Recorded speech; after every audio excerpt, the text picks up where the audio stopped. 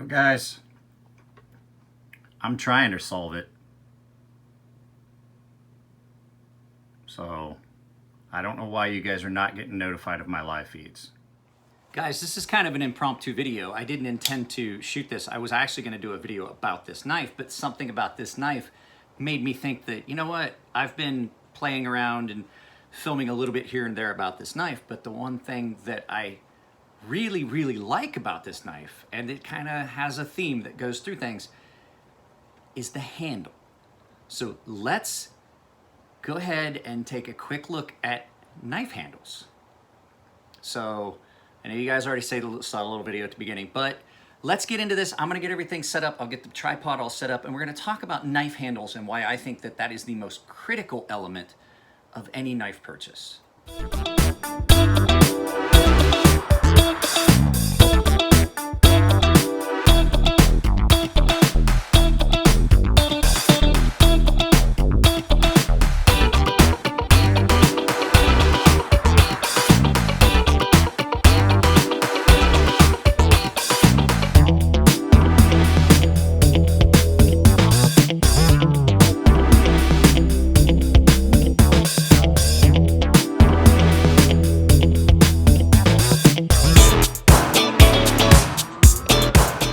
I just finished sharpening a couple really nice knives, and I was thinking to myself, you know, what is it that, like, I've had a lot of people ask me, what are the critical things that I look at when I buy a knife? And I'm not like a lot of people. Like I've said before, I don't look at, you know, is it a super steel?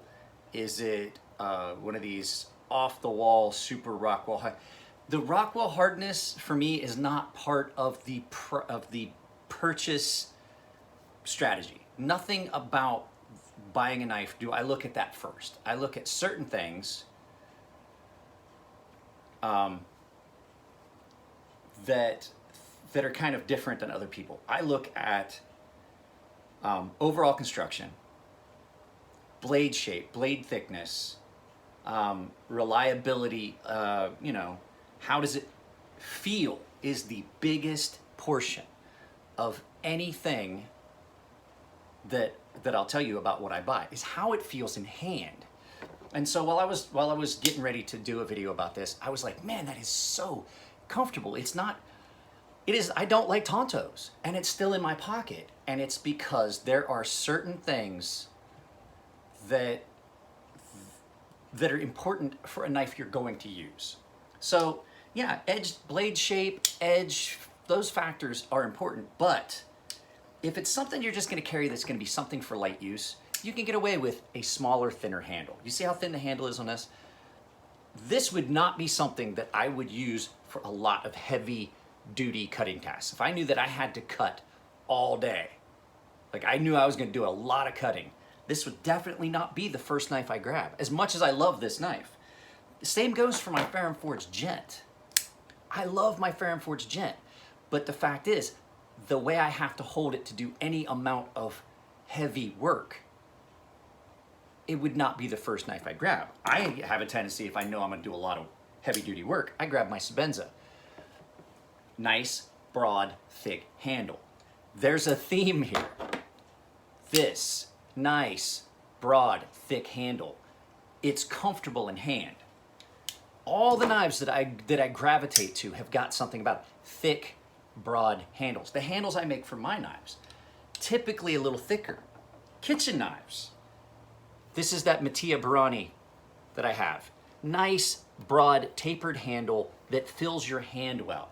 Now, why do I say it's so important to have a good handle on a knife? Well, I'll tell you why. If you're gonna do a lot of work, I've got big hands, right? We all know, we've established, I've got really big hands. This is that's a Sebenza 21 in my hand.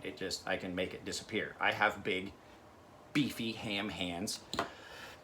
But the thing is, when you've got big hands, you are already, if you're having to close your hand, the further I have to close it to do any work and grip down tighter, I'm using energy in my arm that I shouldn't necessarily be using. Same if you do a lot of cooking. You want something comfortable, easy to use. You're not fatiguing those muscles. If you are a guy that's out and uses their knife for a lot of stuff, then like if you know you're gonna have to do a lot of cutting, find a knife that's comfortable. Same thing with handguns. I see people buy stuff just because of the cool factor and things like that, and then they wind up with something that's uncomfortable to carry, uncomfortable to use. This knife, incredibly comfortable. You could carry this and use it all day because my hand is not as, I'm not having to close my hand as much around this knife as I am on this knife. And so there I'm not engaging as much muscle use. So for me, the handle is probably one of the most important things about a knife. It has to feel right. It has to feel right in hand. It has to feel right in use. So you can have a comfortable handle that puts the knife at the wrong angle. It might be comfortable, but then when you get ready to use it. So those are overall things. I personally look at, first thing I look at, how does it feel in hand? This knife is incredibly comfortable. It's got kind of a pistol grip handle to it, nice and curved, fills my hand well, and it puts my hand at an angle where I'm not uncomfortable and it's not fatigued. However, as much as I like it, it gives a weird cutting angle. So this doesn't get used for a lot of heavy work, but it does spend time in my pocket because it is just so comfortable. This knife is just about perfect. I've used this knife for a lot of stuff. It's a discontinued model. I try not to use it too much, but I mean, I can always refinish it if I need to. But so, you know, this knife fits my hand comfortably very well, and it's great. But I get some pocket clip hotspotness to it, so it doesn't get used for heavy tasks as much. This knife, super good cutter, really comfortable in hand, kind of the same grip that's on this where it drops down, but it does not give me an awkward angle. I can get up forward on it. I can get my thumb in there, and I can get some comfort in use. But once again, a little bit of a pocket clip issue. I think you guys know where I'm going with this. You got to take in consideration hotspot from pocket clip, handle size. After that, then you start looking at things like blade shape, blade grind. That's what I start looking at. Then, after I've brought all that stuff together, then I'll look at what steel is it in and does it have options? Only one option on this steel. It doesn't matter, it's a kitchen knife. This thing's amazing. This Santoku. This is a J.R. Heckles, I believe. J.A. Hinkles, that's what it is. J.R. Heckle. Where'd I get an R? Anyway, really nice handle, robust, comfortable. It's got a nice swell in there so you don't get fatigued. You've got multiple points that you can just use this knife to death. So this knife, not near as comfortable, but no pocket clip hotspot. So where am I going with this? I'm not trying to tell you that there's one knife. I will tell you that I like the Chris Reeves pocket clip so much because it doesn't give you that hotspot. I have a nice broad handle. It's thick enough to fill my hand. I can get a lot of work done with this and not fatigue my hands. Coming in a close second are the Farrah Forge pocket clips. And all of their knives are built the way they're built because Elliot is giant. He's got hands like mine. So I find his knives comfortable. Another one, Guthrie, Jason Guthrie knives. Jason Guthrie apparently is a giant South African guy that's bigger than me, and he has these huge hands. He makes knives, and when I pick up a Jason Guthrie Scout, it's like it melts into my hand. So when you guys hear me say things like, I personally don't take HRC into consideration, I do, but it's at the very end. And I look at what steel it's in and what HRC it's at. Because from those two, I know enough about metals now that I can kind of look at it and go, okay, that's a good steel, that's a good hardness. If the heat treat's done well, it's gonna be great. Cold steel's heat treat. So those are the things I look at. So the things that a lot of these guys, not saying they're wrong about, it's their personal choice. A lot of these guys that let's bring you up here a little bit so I don't have to lean over. Like my buddy Sean Houston, Big Brown Bear. He makes these outrageously over-the-top heat-treated steels. Well, that's because that's what he wants to do. But that leaves an option for everybody out there. So that's really cool because now he can do specialty stuff for customers, for individuals.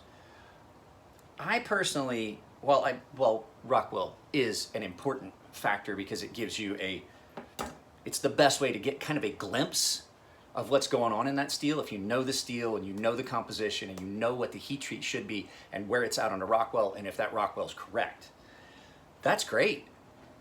But for me, I'm not one of those guys that chases that Rockwell. There are some people that just will not buy a knife because the Rockwell on whatever material it is not high enough. They want something up in the 60s. Well, there's some steels that just perform well at a little bit lower Rockwell. So those are the things I consider. So I just kind of wanted to throw that out because I've had enough people contact me and say, hey, what do you look at when you're buying a knife? That's what I look at first. Is it comfortable to carry? You know, I'm a big guy, I can carry a really heavy knife. It's great. This is a heavy knife. Not so heavy. Comfort of carry, that's one of the factors. That doesn't bother me, I'll carry a heavy knife. Then I start getting into how does it feel in hand? After I figure out how's it feel in hand, I think about what I'm gonna do with it, and then I start looking at blade shape, blade thickness, blade grind, edge geometry, and then final thing I look at, steel, what's the heat treat? Because at this point, I know where I can look to see what's the optimal heat treat for that steel. Are they using the optimal heat treat? And if not, what's the reason? There is once again,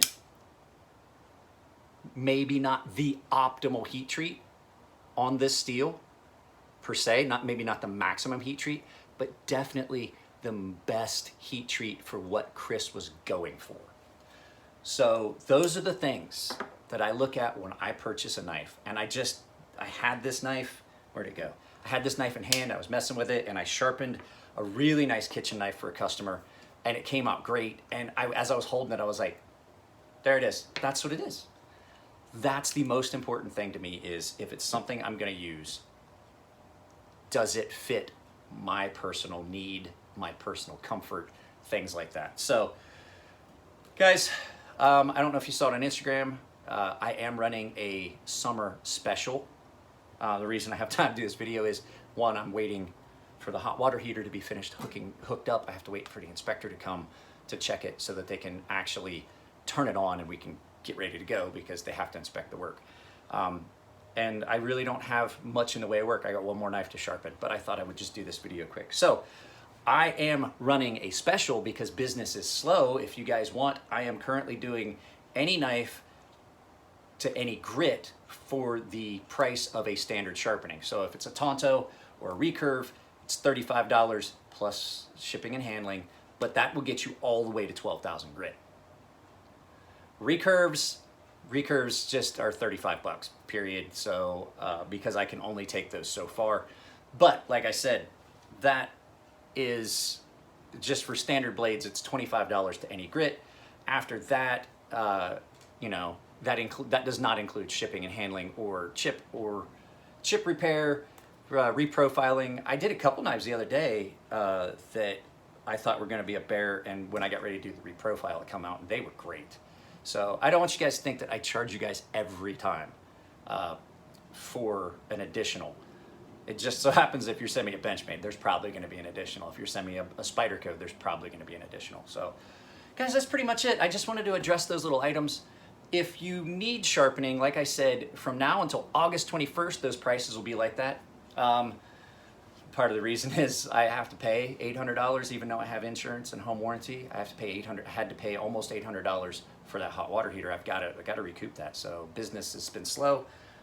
Just trying to do whatever I can to try and entice business. And I like doing specials. I like doing specials. There's no reason I can't run a special every once in a while. So like I said, from now until August 21st.